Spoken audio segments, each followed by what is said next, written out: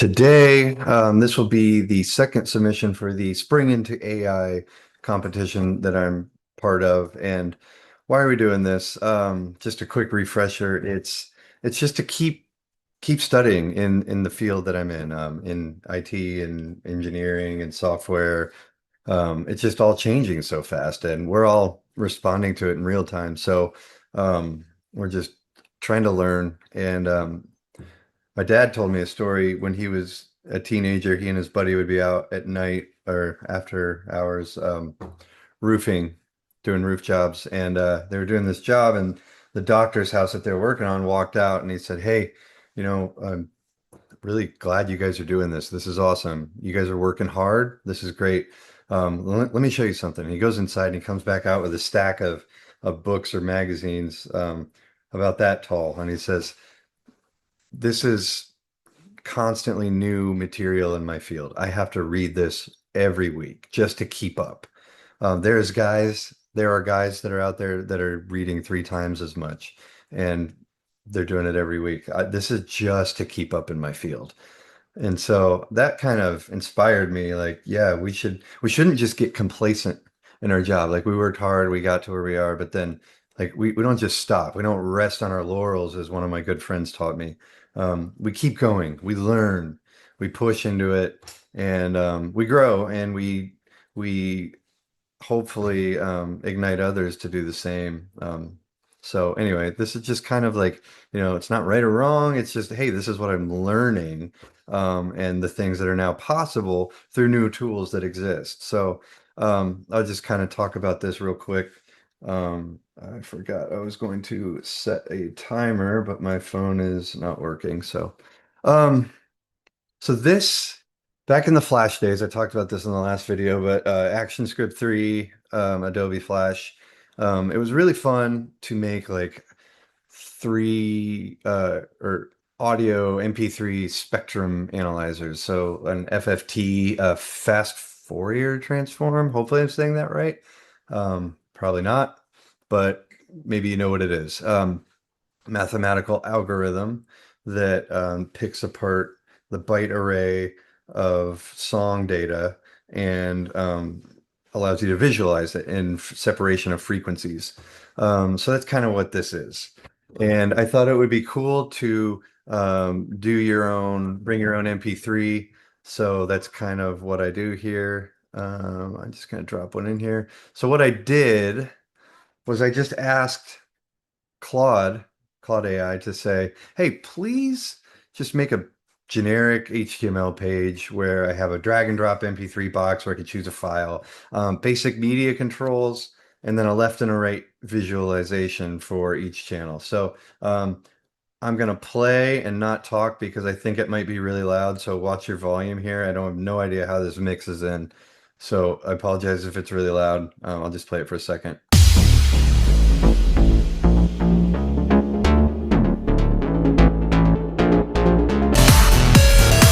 So you can kind of see a nice visualizer. It works. The base frequencies are on the left.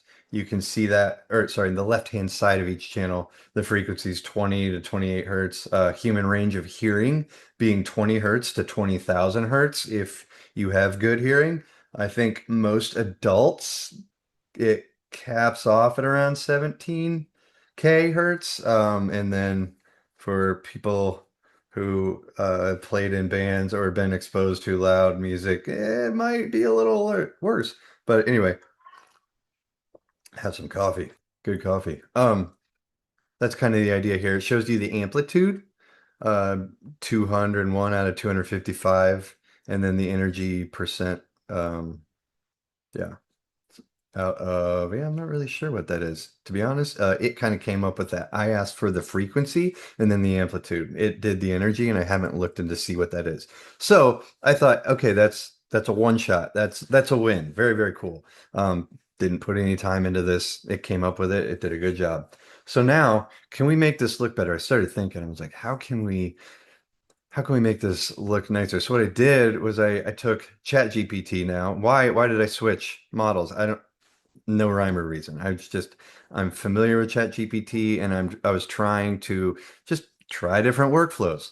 So I took the index that Claude Code spit out and I put it over here and I said, this is a great start. Think of ways to iterate on this design to make it better. And it spit out quite a few ideas, some of which I didn't like, some I did. Trying to find. And so I took some of these ideas and iterated on them in the future, but I'll show you what I did next. So after all of its idea dialoguing, I said, I thought, well, let's make it look better. Can you render a design, but make it look like it's an expensive piece of audio engineering equipment? Like something with really nice tactile knobs, something that's expensive, like right here. Oh, absolutely. Let's turn it into something that looks like it costs $8,500. Something really nice. If you ever use digital audio workstations, they have audio plugins, and those audio plugins always look awesome. They have really cool designs, and so that's kind of what I was going for.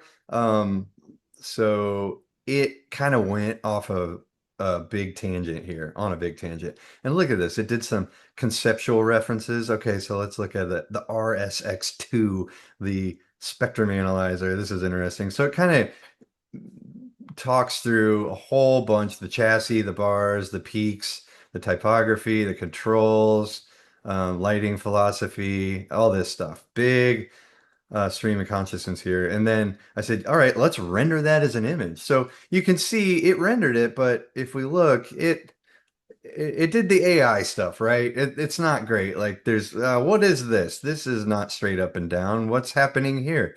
There's lots of little glitchy things made in the USA. All right, that's cool. But these screws look like they're like T25 bit screws. So all this stuff, it's cool, but it's more conceptual. So I said, bingo. Can you give me a paragraph to explain this? Now you see where I'm going. So it gives me a nice sentiment that I can then hand off to Claude for implementation. And now this is the cool part. I thought, I like that. I like that brushed metal texture. What can we do? And I said, can you render the texture for that faceplate? And it thinks about it and it renders and it renders and it comes out with this. Perfect. Works great. So I take that texture, I drop it over here, brushed metal texture. I took it into Photoshop to chunk it down because I'm hosting it. But then I said, yeah, go ahead and I gave it this sentiment that I showed you here. Just explains verbally how we want it to work, rotary knobs and whatnot. And Claude whipped it out and it did it. And I'll show you what it looks like.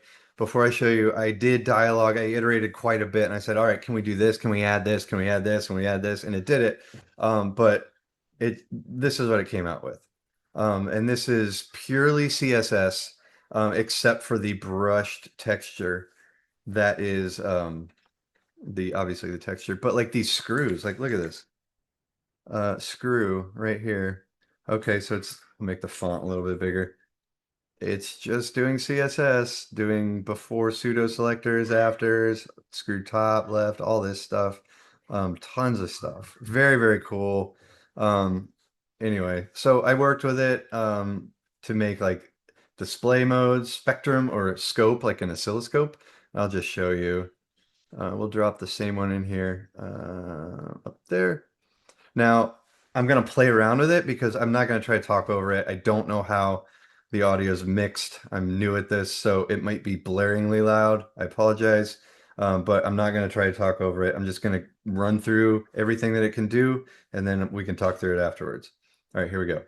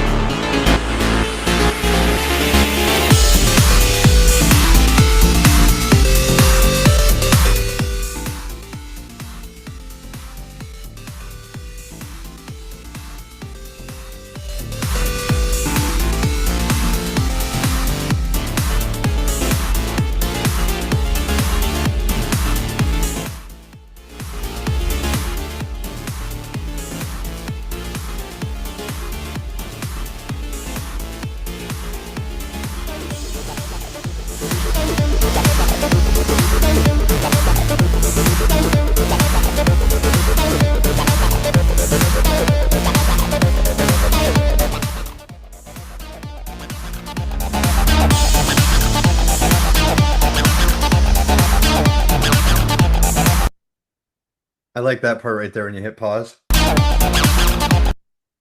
How I asked it to do that because it would freeze it. And I was like, no, no, it has to be like a live VU meter and just and I thought that was cool. I liked it a lot. So, what did it actually do? This is really interesting. What code did it write? Besides a whole bunch of CSS and layout. I'll talk about the layout here in a minute, but if I can find it, sample, oh, there it was, sample rate. How does it read the frequencies? Well, there's a browser. I didn't know about this analyzer, get byte frequency data. So analyzer gets passed in here, get logarithmic bands. Where's analyzer left? Where are you? FFT size. I apologize. This is on the fly. Get byte time domain data. So an analyzer gets defined where? Oh, I can probably, yeah, just jump to definition. No. Oh, maybe I'm just not seeing it. Equals null. Okay, great.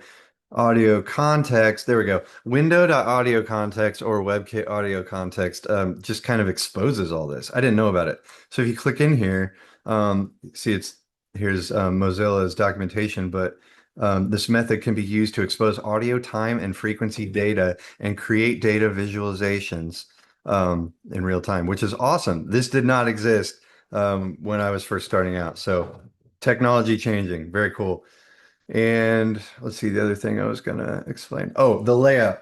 So when it laid things out, it kind of did it wonky. Things were shifted wrong, and I had to kind of go in here and say like, no, I want you to do it in like a 30%, 30%, 30% layout where the two side 30s are split up into 15s. And that way the transport right here stays dead center and then these share their space accordingly. But then, these values down here need to be vertically aligned and so do the top ones. And so that kind of helped with the aesthetic. But man, for as little time as I put into it, this would have taken like a weekend if I would have hand coded this or more. And you can just kind of talk to it and work it through. Now you have to have some general idea. Like if you look through here, you're going to find things that aren't optimized that are pretty expensive, like math.pow. I thought I saw a square root in here. I might have taken that out, but there's things that um it could be made to run faster. But the point is, we're just testing. We're just trying new things, see what we can get away with for with our new tool sets and to ship it. So that's the goal. This is just a learning exercise. I'm not this hasn't been around long enough for anybody to know it super well, but unless you're just studying really hard, which we're just trying to do. So anyway, thanks for watching.